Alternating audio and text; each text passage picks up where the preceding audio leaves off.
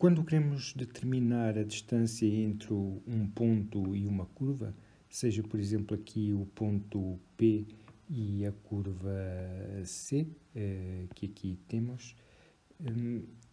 a noção de distância funciona da seguinte forma. Nós podemos tomar o nosso ponto P e usá-lo para traçar segmentos da reta que o unem à curva C, os mais variados que a gente queira, e define-se como distância do ponto à curva a distância representada pelo segmento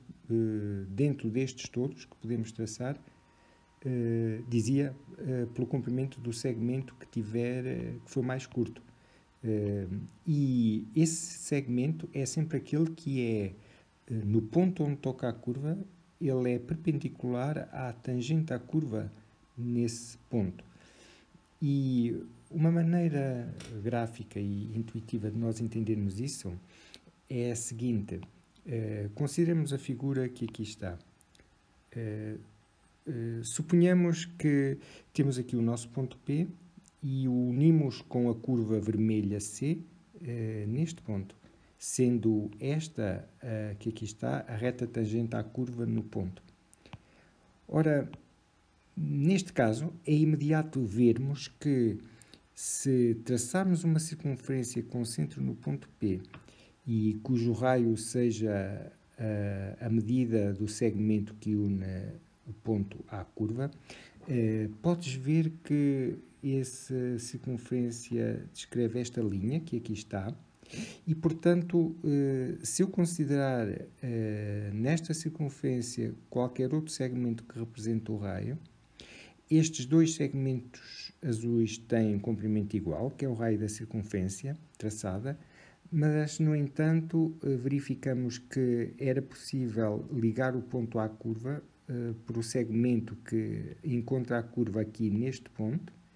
e, portanto, obteríamos uma distância à curva, do ponto P à curva, menor do que aquela que inicialmente tínhamos. E, portanto, se o segmento que une o ponto à curva fizer com esta um ângulo que não seja reto com a reta tangente à curva, nesse ponto, como é o caso desta figura que agora vimos, nós conseguimos sempre encontrar um outro ponto da curva que é ligado ao ponto P por um segmento de comprimento menor. Isto se na tangente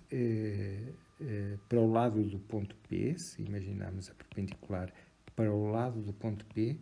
a curva subir para cima da reta tangente. No caso de ela, que é o caso que aqui temos, ela se inclinar ou encurvar em direção ao ponto P, então o nosso argumento é exatamente o mesmo. Nós traçamos com centro no ponto P e com o mesmo comprimento do segmento um arco de circunferência cujo raio seja a medida do segmento que une P à curva, a vermelho, e com a mesma medida, portanto, tomando a medida do raio da circunferência, nós conseguimos traçar outros segmentos que começam em P e terminam na curva e que são mais curtos, têm um comprimento menor do que o segmento inicial. Portanto, repara que nestas duas figuras em baixo, elas servem para nós mostrarmos que se o segmento que une o ponto à curva não for perpendicular à reta tangente, nós conseguimos sempre arranjar uma ligação do ponto à curva que seja feita por um segmento de comprimento menor do que o dado. Ora, já não é possível fazer isso aqui. Se nos afastarmos na nossa curva, se afastarmos este ponto que aqui está um pouco para cima ou um pouco para baixo, por assim dizer, o segmento que une o ponto P à curva, como é fácil ver pela forma que a curva tem um comprimento maior do que este que aqui está. E então, diz-se, resumindo aquilo que a gente falou agora, a distância de um ponto P a uma curva C é o comprimento do segmento de reta mais curto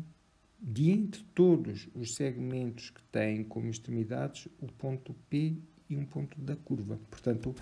uma maneira de nós definirmos de forma única a distância de um ponto P a uma curva, que resume aquilo que nós vimos acima.